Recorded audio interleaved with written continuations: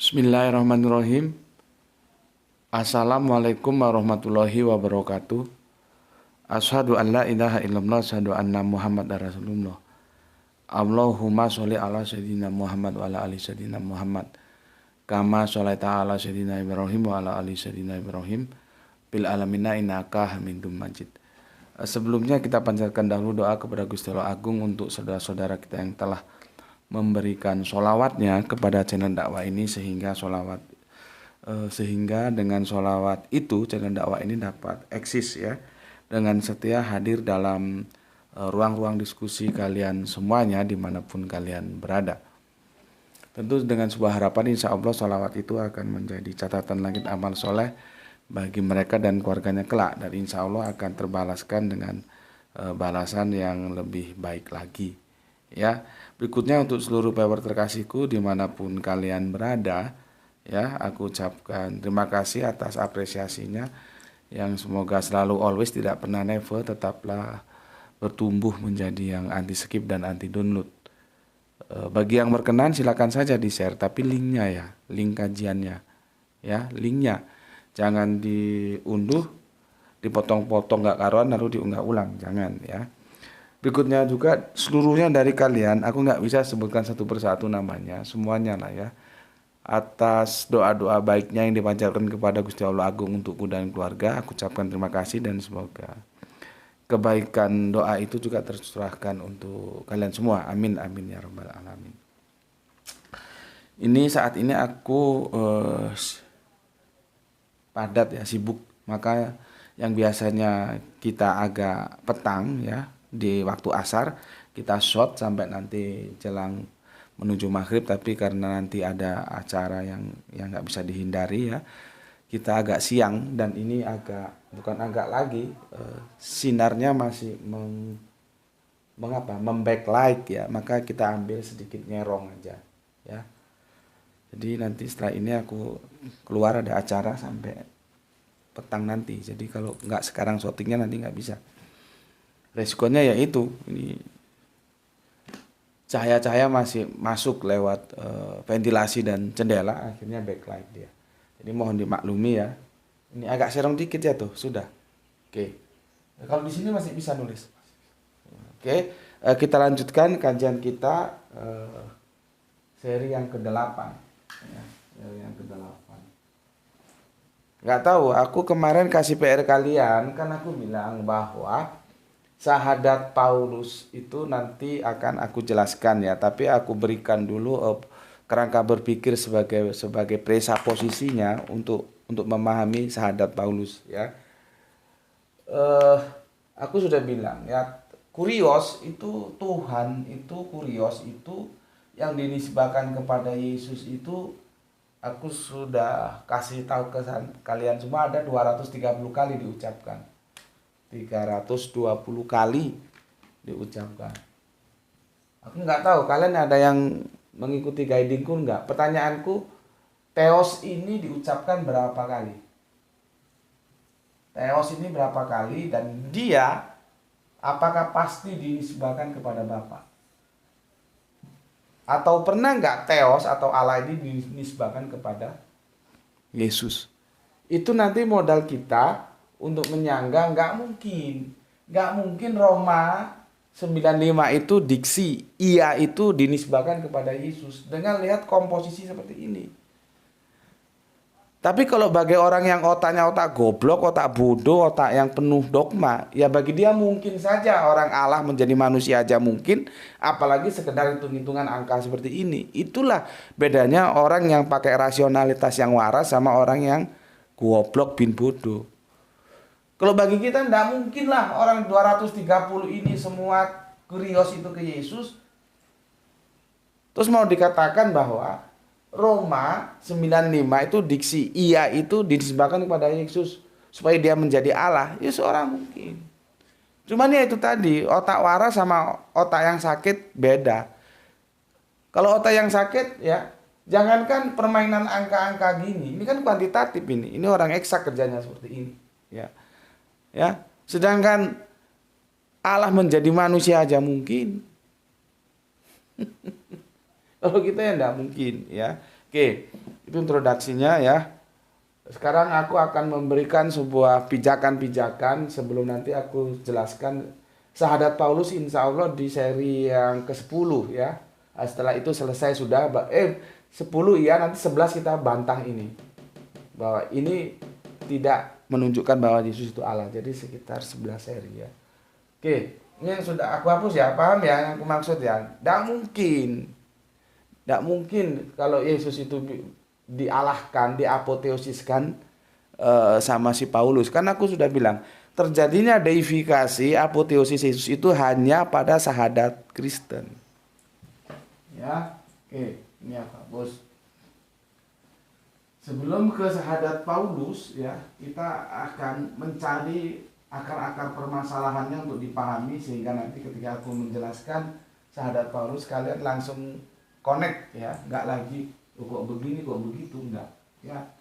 Jadi dibekali dulu sebelum masuk ke syahadat Paulus. Oke, aku bacakan komen yang masuk ya dari kalian semuanya ya. Aku agak sedikit cepat ya supaya waktunya cukup. Pertama dari Kang Nurkolis Brebes. Terima kasih Kang, matur nuwun. Alhamdulillah juga salam Isra untuk semua saudaraku Kang Nurkolis yang ada di Brebes, nggih. Semua saudara-saudara muslimku bil khusus Kang Nurkolis dan keluarga. Salam Isra semuanya ya. Semoga selalu dalam ridho Gusti Allah Agung, sehat selalu ya. Dan puasanya lancar, bisa diselesaikan dengan baik. Berikutnya Kang San Gipari menyimak setelah 45 menit tayang setelah tarawih dengan cuaca yang sejuk diiringi lagu. Malaikat juga tahu. Mantep, malaikat bisa tahu. Terima kasih Kang. Atau nuhunnya sadayana Bandung Utara bagian barat ya. Salam Isra untuk semua saudara muslimku yang ada di sana. Kemudian Agitia Karis. Assalamualaikum, Gus, salam Isra. Waalaikumsalam dari Lebak Bulus. Nggak tahu sebelah mananya terminal itu rumahmu. Izin ikut kajian Gus yang sangat mahal dan bermanfaat sekali untuk ketauhidan. Ya, semua viewer setia Gus. Oke, terima kasih juga untuk Kang Mas Agitia Karis ya, yang selalu mengikuti kajian ini dari markasnya yang ada di Lebak Bulus sana. Ya, memang yang namanya tauhid itu mahal sekali ya. Mahal sekali ya. Tentang tauhid itu sesuatu yang Allah tidak mau dikompromikan dengan apapun. Makanya semua dosa itu mungkin bisa saja diampuni, tapi kalau sudah syirik, jangan tanya lagi ya. Kemudian soleha kita Gispati, alhamdulillah selalu always Tuan Guru, salam Isra dari Palu. Mantap untuk Gispati, begitu juga dari aku ya, salam Isra ya untuk semua saudara muslimku yang ada di Palu. Kemudian Kang Rafa Sahbana Banjarmasin hadir, salam Isra. Oke, salam Isra juga. Semoga aku sehat selalu dan puasanya lancar. Amin. Amin ya robbal alamin. Doa yang bersama untuk yang mendoakan ya. Kemudian Kang Irfan Al-Akbar masih nyimak setelah taraweh dan tadarus dari Kerinci Jambi. Mantap. Kerja jalan terus, ibadah jalan terus. Dunia dapat, akhirat dapat. Insya Allah.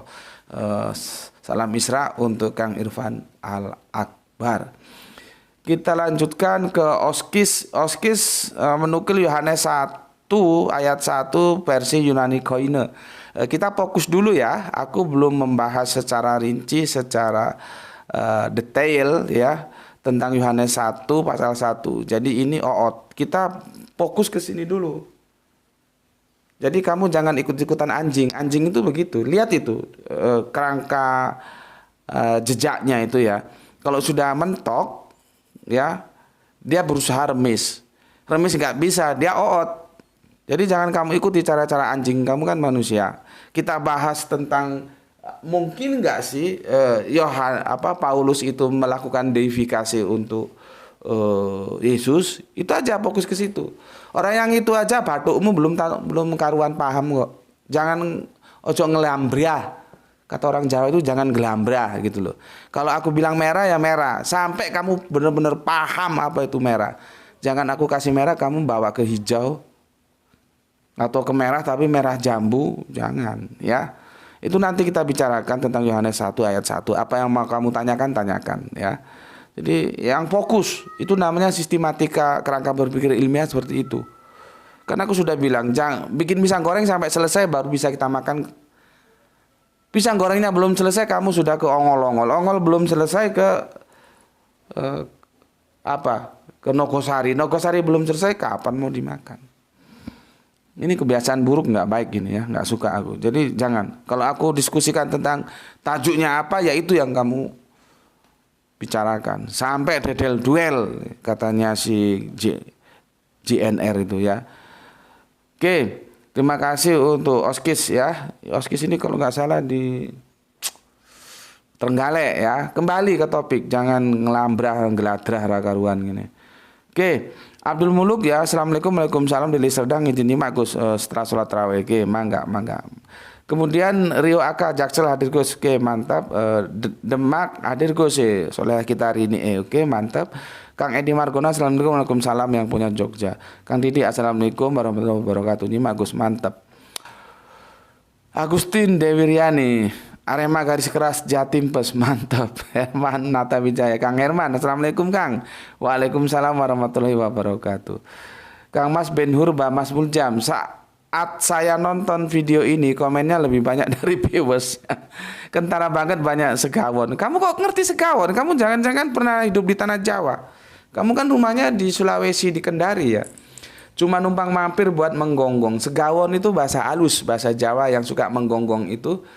Kalau kami bilang itu segawon itu bahasanya yang halus. Yang kasar, yang pasaran itu kire. Ya. Kire ya.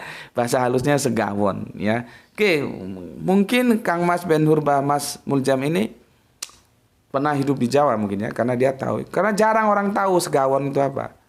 Ya. Taunya kire. Oke, matur nembah nun, terima kasih untuk Kang Mas Ben Hur, Mbah Mas Muljam. Ya biarkan sajalah. Toh kita nggak kasih tulang sama mereka. Mereka mau menggonggong biarin saja. Oke, kemudian Kang Kainisku hadir, Tuan Guru GM. Salam Isra juga untukmu ya. Kemudian Kang Mas Alsus Mas Dukis Seven from Bandung. Oke, atur nuhun Kang. Kita lanjut Kang Didik Mawardi. Oh, makanya Paulus dihukum pancung sama Kaisar Nero hanya masalah kecil politik. Mungkin karena Paulus paham masalah tauhid. Ini sesuatu yang menarik untuk kita diskusikan. Sebetulnya apa sih yang menjadi perihal titik api sehingga Paulus dipancung sama Nero? Itu kan sejarahnya kan samar. Ya. Makanya ini katanya soleh kita bisa jadi ya. Ini mantap untuk kita kaji bersama ya. Oke, terima kasih Kang Mas Didik Mawardi. Kang Mas Wahyudi Junedi, assalamualaikum, waalaikumsalam. Sepertinya Kristen itu bukan ajaran Isa. Apa nih? D. Dasarnya KPR 1126. Maaf kalau saya salah. Mohon pencerahannya Gus. KPR 1126 itu masalah nama. Ya, seperti kan aku bilang lagu apa ya? Lagu Begadang itu sebagai nama ya, itu kegiatan itu dikasih nama Begadang itu tahun 1975. Pertanyaannya sebelum tahun 1975 ada nggak kegiatan orang begadang? Kan ada. Jadi di KPR 1126 itu nama, bukan ajaran, namanya saja. Nanti kalau ajaran agak jeli menjelaskannya. Jadi begini, pengikut Kristus ya, itu dulu diejek-ejek. Ejekannya itu Kristen. Jadi Kristen itu berupa ejekan, bukan nama agama. Karena sekarang sudah menjadi hilang arah, menjadi nama agama. Makanya Yesus tuh nggak ngerti kalau pengikutnya dia sudah mempunyai agama yang namanya Kristen. Jadi kan itu kan sejak saat itulah disebut Kristen. Itu kan di Antioquia, itu di KPR 1126, itu hanya nama. Ya. Tapi masalahnya untuk menjelaskan ajarannya itu ribet karena kekristenan mengalami metamorfose. Apakah dia benar-benar sudah menuruti ajaran Yesus yang sesungguhnya, yang tidak bergeser, berubah? Nah, itu perlu lagi kajian mendalam ya. Tapi di Kisah Para Rasul 1126 stempel namanya doang, itu tidak ada hubungannya dengan ajaran. Karena nanti ajarannya kan beda, konsep Tuhannya aja 3. Oneness, tauhid, Tritunggal, mana yang benar? Ya. Oke, itu untuk Kang Mas Wahyu Junaidi ya. Jadi itu sekedar pemberian nama, distempel sama masyarakat saat itu. You pengikut Kristus ya Kristen, nah, gitu loh. Yang lama-lama salah kaprah sampai sekarang Kristen menjadi nama agama, padahal bukan. Ya, Abrahamic faith itu cuman Yahudi dimulai dari milat Abraham, kemudian Nasrani, Islam. Nasrani, Kristen gak masuk, gitu loh. Ya, oke, itu aja dulu ya. Kemudian Guren and Bruckham sangat benar sekali, monoteisme keras dalam perjanjian baru. Jadi dalam perjanjian baru itu monoteismenya itu masih keras dan keras, sangat keras. Makanya kita heran kok ada orang kebelangsak terus Tritunggal itu gimana ceritanya. Maka benar sekali yang dikatakan Irfan Al-Akbar, antara yang diimani dengan yang tertera dalam perjanjian baru, perjanjian lama nggak connect gitu loh. Perjanjian lama, perjanjian baru itu tauhidnya masih keras, monoteisme keras. Tiba-tiba ada yang menjadikan Yesus Allah, kan nggak connect. Alkitab bilang ke kanan, dia ke kiri. Alkitabnya kemana, dia kemana gitu. Ya, oke, terima kasih Guren and Bruckham, monoteisme keras dalam perjanjian baru. Kemudian Kang Ben-Hur, Oton Indonesia emang nggak bisa diharap bakal bisa autokritik terjemahan Bible bahasa Arab. Oh gitu ya. Bahasa original teks kitab suci aja nggak paham.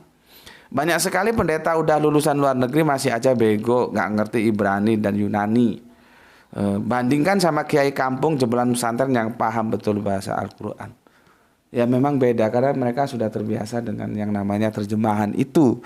Sedangkan kita budayanya beda.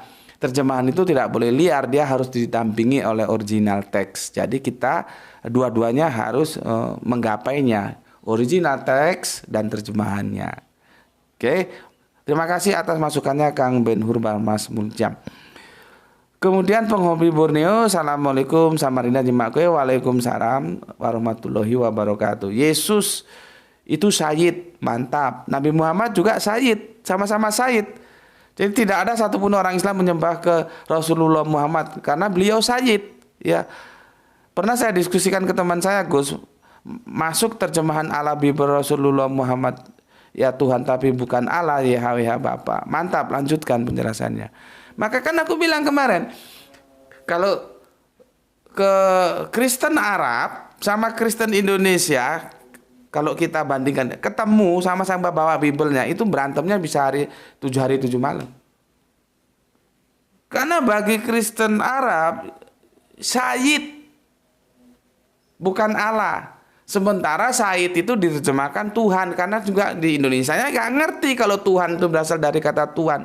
Berulang kali aku bilang tahun 1668 di sanalah kita dikasih kosakata baru yaitu Tuhan oleh Lisker, karena dia ditugaskan menerjemahkan Alkitab. Artinya kalau tidak ada penerjemahan Alkitab ke dalam bahasa Indonesia, kita tidak punya kosakata yang namanya Tuhan. Yang kita punya Tuhan. Masalahnya di sini 2 abad kemudian kacau.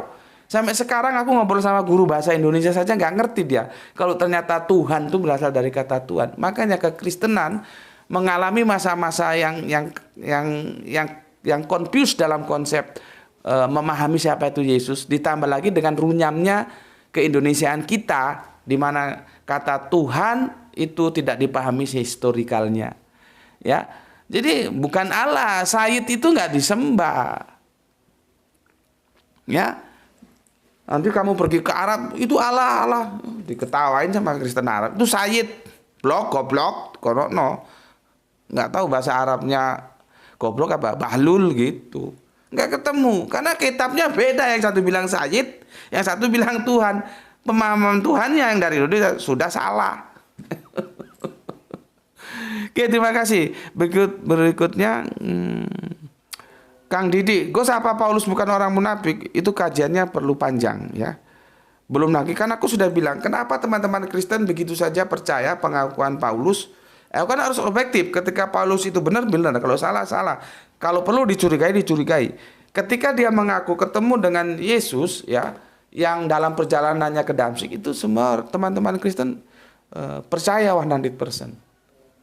Apakah itu tidak sebagai upaya mengatur strategi untuk masuk dari dalam dan mengadakan perombakan di dalam tentang ajaran-ajaran Kanjeng Nabi Isa? Masalahnya di sana, ya. Oke, itu dulu yang aku bisa komentarkan dan kita langsung masuk ke tajuk, ya. Tajuk. Bilang Bapak mungkin sedikit agak telat jemputnya, Bapak masih syuting, ya. Ini kita ngebut dikit ya. Karena aku seharusnya jam 3 itu sudah di Malang. Ini sudah setengah 3 ya. Oke. Aku kasih kerangka berpikir begini ya. Jadi kehadiranku ini dalam membela Yesus. Aku ini membela Yesus. Ya. Jadi kalau ada orang kok baca kitab-kitab orang lain kamu nggak ngerti urusannya. Orang Islam tuh beriman kepada Injil. Jadi kalau dia berbicara tentang Injil nggak ada masalah. Pertanyaannya, ada orang yang nggak mengimani Al-Quran tapi ikut-ikut ngomentari Al-Quran seperti yang pagi tadi kita bahas dan belum selesai. Dia bilang bahwa Ismail itu bukan nabi dengan mengutip Quran surat 19. Quran surat 29 27. Dan dia nggak percaya Al-Quran, dia ngomongin Al-Quran. Itu justru yang bermasalah sebetulnya. Kalau gue ngomongin Bible, yang itu di dalamnya ada Torah dan Injil, karena agama gue mengimani Torah dan Injil. Ini kadang-kadang nggak paham, jadi nggak karu-karuan. Aku sekarang posisiku dalam rangka membela Yesus. Aku membela Yesus, gitu loh. Sesuai dengan 1 Petrus ya 3:15 ya, tetapi kuduskanlah Kristus di dalam hatimu sebagai apa? Tuhan. Ya, kuduskanlah Kristus di dalam hatimu sebagai Tuhan, bukan sebagai Allah.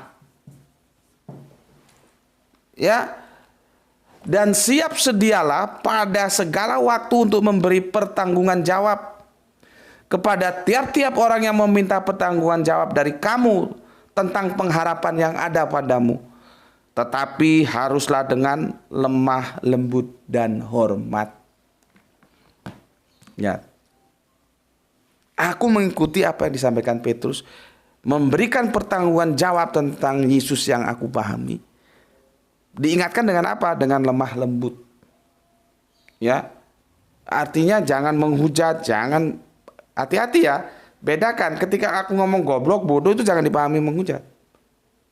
Ya, karena tidak boleh. Ya. Yang menarik lagi pesan Petrus, kuduskanlah Kristus dalam hatimu sebagai Tuhan, bukan Allah. Ya. Nih, tak kasih fundamental pemahaman dari Petrus itu seperti itu. Tak kasih tahu sama kamu. Terus 2 Petrus 3:16. 2 Petrus 3:16. Hal-hal itu dibuatnya dalam semua suratnya apabila berbicara tentang perkara-perkara ini. Dalam surat-suratnya itu ada hal-hal yang sukar dipahami.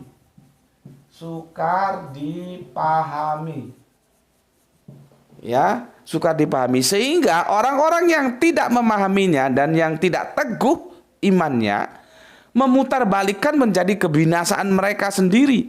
Sama seperti yang juga mereka buat dengan tulisan-tulisan yang lain. Artinya apa? Ya, hal itu dibuatnya itu kembali ke Paulus. Jadi Petrus itu menjelaskan tentang tulisan-tulisan Paulus itu banyak yang sukar dipahami. Maka hati-hati, banyak yang sukar dipahami. Ya, terus apalagi penjelasannya? Bagi mereka yang tidak teguh imannya, mereka akan memutarbalikkan. Seperti ini, diputarbalikkan. Iya, itu mereka paksa ke Yesus. Ini kan surat kiriman Paulus. Sudah diingatkan sama Petrus, surat-surat kiriman Paulus itu banyak yang sukar dipahami. Maka hati-hati membacanya. Kalau nggak teguh iman, kamu putar balik untuk kepentinganmu. Sama seperti ini. Diputar balik sehingga iya itu ditujukan kepada Yesus supaya bisa menjadi Allah. Paham? Ya. Nih ya, pegang ini. Oke. Sehingga kamu nanti ngerti duduk permasalahannya. Ya. Nanti kalau aku terburu hapus, nanti kamu screenshot saja ya. Screenshot saja kan bisa ya videonya. Oke. Aku sekarang akan memberikan landasan-landasan sehingga kita nanti bisa menerima dalam suatu kesimpulan syahadat Paulus. Pertama, 1 Korintus 8:6. 1 Korintus 8:6. Ya. Apa katanya? Tentang hal 84. 86 itu nanti. 84. Ya. Apa katanya? Tentang hal makan daging di persembahan berhala, kita tahu tidak ada berhala di dunia dan tidak ada Allah lain. Tidak ada Allah lain kecuali pada Allah yang esa. Lihat ini. Berarti enggak kamu. Allah yang esa. Tunggal. Enggak ada Allah yang tritunggal. Ya. Kita lanjutkan ya. Itu 1 Korintus 8:4. 1 Timotius 1:7 ya. 1 Timotius 1:7. Ya, aku baca di sini. Hormat dan kemuliaan sampai selama-lamanya bagi Raja segala zaman, Allah yang kekal, yang tak nampak, yang esa, subhanallah. Dideskripsikan sebegitu hebatnya ya. Allah, jadi yang bisa dikatakan Allah itu ya, itu pertama kekal ya, Allah yang kekal ya. Kedua yang tak nampak. Yang ketiga, esa. Allah yang kekal, bukan Allah yang ada 1 Masehi, terus setelah 33 Masehi nggak ada. Itu nggak kekal namanya. Ya, nggak kekal. Jadi dilahirkan 1 Masehi, usia 30 dia dakwah, usia 33 disalib, jadi sekitar 3 tahun dakwah, setelah itu nggak ada. Itu namanya nggak kekal. Maka dia bukan Allah. Itu satu. Yang kedua, Allah itu tak nampak. Sesuatu yang bisa kamu lihat dengan mata kepalamu, maka dia itu bukan Allah. Nah, Yesus itu tampak. Ya, yang berikutnya bahwa Allah itu esa. Maka tidak ada di luar dirinya itu yang bisa menjadi Allah. Masuk ini sih kurang jelas rek. Utekmu itu utek isi apa? Ya. Sudah jelas ya? Kekal, tak nampak, esa. Allah itu kekal. Ya, kalau yang tidak kekal, yang 1 Masehi ada, 33 Masehi sudah kagak ada. Terus yang bisa nampak, yang bisa dilihat, itu berarti bukan Allah. Terus Allah itu esa, artinya di luar Allah itu tidak ada Allah lain. Sehingga tidak ada yang bisa menjadi Allah kecuali Allah itu sendiri. Nah, bingung kon. Apa gue?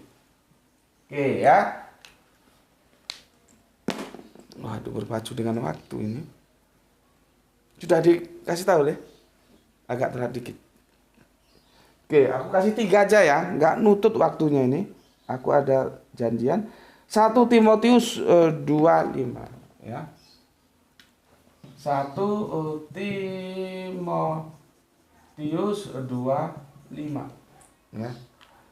1 Timotius 2:5. Karena Allah itu esa dan esa pula dia yang menjadi pengantara antara Allah dan manusia, yaitu manusia Kristus. Subhanallah. Kurang jelas ya apa? Ada Allah, ada pengantara, ada manusia. Ya, Allahnya itu esa, pengantaranya itu utusan. Ngerti nggak blok? Kalau nggak mengerti pengantara itu utusan. Yang menjadi utusan untuk menyampaikan pesan-pesan dari Allah kepada manusia, yaitu Kristus, itu juga esa. Jadi Allahnya esa, utusannya juga esa. Karena konteks saat itu kalau ditanya berapa utusan Allah, ya banyak. Semua para nabi itu utusan Allah, tapi konteks ini dibatasi oleh ruang dan waktu ketika Yesus menjalani tugasnya sebagai utusan. Jadi satu waktu satu utusan. Nanti ada satu waktu dua utusan, yaitu zamannya Nabi Musa yang dibantu oleh Nabi Harun. Ya. Oke, 1 Timotius 2:5 ya, aku bacakan lagi. Karena Allah itu esa. Allah itu esa. Nanti utusannya ya esa. Siapa utusan? Apa itu loh? Kristus. Job description-nya jelas. Bahwa Kristus itu, Yesus itu sebagai utusan dan dia esa. Allahnya juga esa. Aku nggak ngerti otakmu itu terbuat dari apa kalau sampai begini jelasnya. Jadi Alkitab itu benar katanya GNR tadi. Monoteisme keras. Ini loh masih nggak paham sih seperti gini. Kok masih mengatakan ini nanti. Iyanya kepada Yesus itu Allah. Orang Paulus bilang begini kok. Saya kurang jelas ini. Jadi di job description-nya jelas. Allahnya esa, pengutusnya esa, yang diutus juga esa, sama-sama esa. Siapa yang diutus? Kristus. Apakah mungkin yang diutus itu jadi pengutus? Coba pikirkan. Tapi kalau kamu pikirkan dalam-dalam ini dan kamu tahu maksudnya, jebol gue. Nggak ada lagi yang katanya Allah menjadi manusia itu, tidak ada. Ya, oke. Aku mohon dipersori, besok kita lanjut, ada beberapa ayat lagi nih ya. Belum semuanya ya, besok kita lanjut lah ya. Paling tidak kita saat ini sudah mengkaji lah ya. Dan kita tahu begitu radikalnya tauhid di dalam perjanjian baru, khususnya di kiriman surat-surat Paulus tidak mau mengkompromikan Allah dengan siapapun. Allah tetap Allah ya, dan tidak pernah menjadi manusia. Ya. Oke, sampai di sini dulu pesan dari aku ya. Jaga Allah, jaga Kanjeng Nabi, jaga Al-Quran, jaga sholatmu, jaga Islam dalam bingkai yang paling dalam. Ya, namun juga tetap memberi hormat kepada saudara-saudara kita yang memilih jalan lain. Ya, hormati. Kalau ada perbedaan, polemik seperti ini, bawa dalam meja diskusi. Oke, selanjutnya ya semoga kita mendapatkan keberuntungan, rezeki yang barokah dan kesehatan yang prima ya. Mohon dipersori kondisinya memang benar-benar sempit. Aku harus segera turun ke Malang, ada tugas yang harus diselesaikan ya, sehingga aku selesaikan sampai di sini aja, besok kita lanjutkan. Oke, bismillahirrahmanirrahim. Selamat berpuasa dan semoga puasanya bisa selesai dengan excellent sampai nanti akhir waktunya tiba. Alhamdulillahirabbil alamin.